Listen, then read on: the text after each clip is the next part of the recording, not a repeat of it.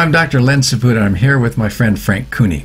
Frank is the founder and really chair of California Citizens for Health Freedom, which was started in 1994 and has been very active in political issues that relate to how doctors and how California citizens can receive health care. Frank, thanks for coming back. My pleasure being here. You know, we talked initially about what California Citizens for Health is all about. And on this particular segment, we're going to look at one of the new challenges that we're facing in healthcare that have to do with the citizens' ability to receive integrative health care, which means something more than just what's chemotherapy, radiation, and surgery. And I know you've been intimately involved with this. What is the issue that we're facing there? Well, the issue that we're facing at this particular time and what we're looking at is integrative treatment of cancer, specifically. Otherwise, integrative treatment on other issues is already covered under the law. But the cancer bill was in the Health and Safety Code. And when that bill was originally designed, the legislators and some of the lobbyists behind it felt there was a danger in Laetrile. That too many people were aware of Laetrile and be taking Laetrile instead of going to the physician for treatment of cancer. And the result is they passed a bill that went through, and they attempted to do what I would consider a reasonable bill. They made it illegal for physicians and others to treat cancer other than through chemotherapy, radiation, surgery, a potential criminal offense. And I felt that was going too far on it. And we've had physicians jailed for that, go to prison, and exonerated later. But also they put in a provision that there would be a committee established that would look at new conventional treatments for cancer, examine them, and if they were safe and effective, would approve them, and they would be legal within the state. That committee, after it was established, was defunded. They received no money for operation, and as a result is they have never been functioning.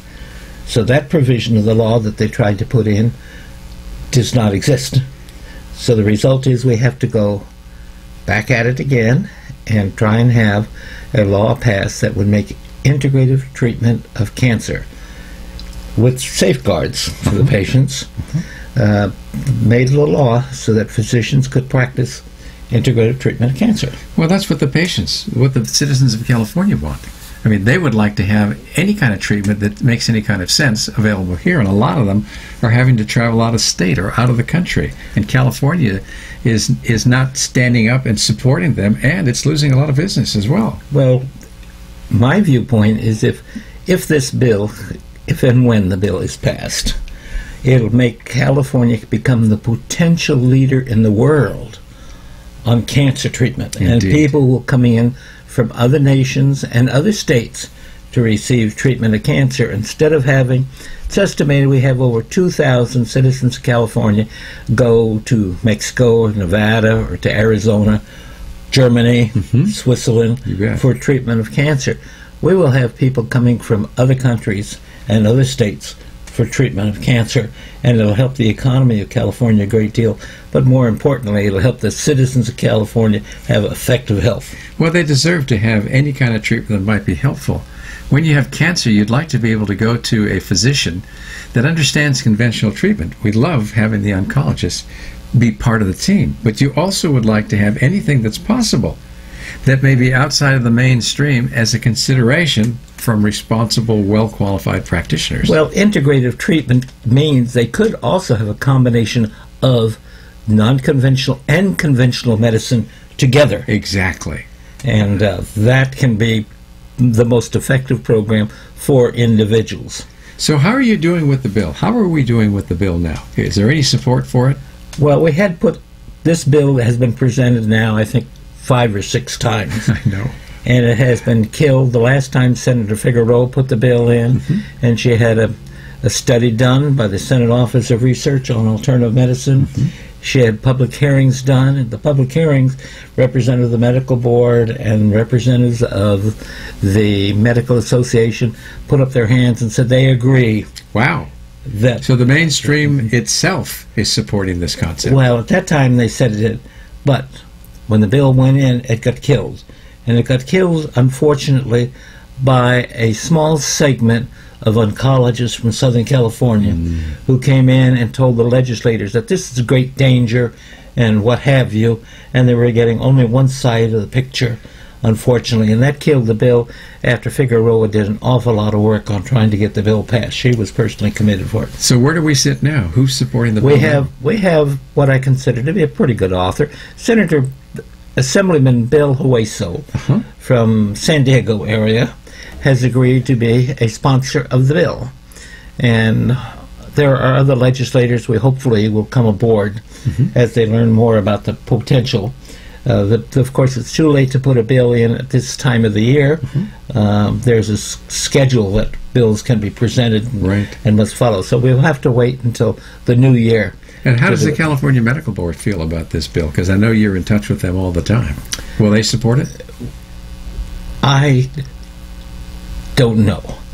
It really depends upon how the Oncologists Associations. I see. Because the Oncologists Association are members of a team within an organization within the California Medical Association. Right. And if a part of their team says, no, we don't want this, then the Medical Association, by their policies, are obligated to go against it. Our last bill, the president of the Northern California group saw the bill and thought it ought to go nationwide. Of course. And was supported, and a small group from Southern California came in and killed the bill. Well, there are a lot of states that do support this bill and actually make it legal for people to do complementary and alternative medicine as well as in combination with the mainstream. Well, the big states are Nevada and Arizona. And in those two states, they have two medical groups. One is a separate board of homeopathic physicians, which are physicians who are MDs and are able to practice in the alternative area. And their medical groups have fought against each other pretty diligently, try to wipe them out. And this is why I don't think that forming a homeopathic board is what we want in California. We want to get the law passed so that every physician in the state has the option to be able to practice what they think is the most effective, safe medicine, and patients are able to come to that instead of having only come to a small group. Well, it's a bit of a turf war in some ways because the oncologists are wanting one style of practice and a lot of the rest of the medical field and complementary alternative practitioners would like to have it be a choice. And the citizens of California, for the most part, would like to have more choices than they have. Well, many oncologists are open-minded and recognize. Indeed. Most of them, the surveys show, they would not practice chemotherapy on their own family members. I know. You know, especially for far advanced cancer. And would cancer. look forward to changing. Well, like in our government today, we have a left and right and fight battles going on the national. Well, in individual organizations and professions, we also have difficulties facing it. And within the medical board, we have some of that processes too. Well, as it should be, because we'd like to have representation from all factions. And hopefully what will happen eventually is it will bring this technology, this in complementary and alternative medicine forward, and we'll have a responsible board that makes sure that the practice that's done is exactly what we want. So I want to thank you, Frank, for being here and sharing all that information, and I want to wish you every bit of luck, and you have all my support at making this law and I would hope pass. that citizens who are aware of this will contact their state legislators and say they want to see this happen. Thank you, Frank. Thank you.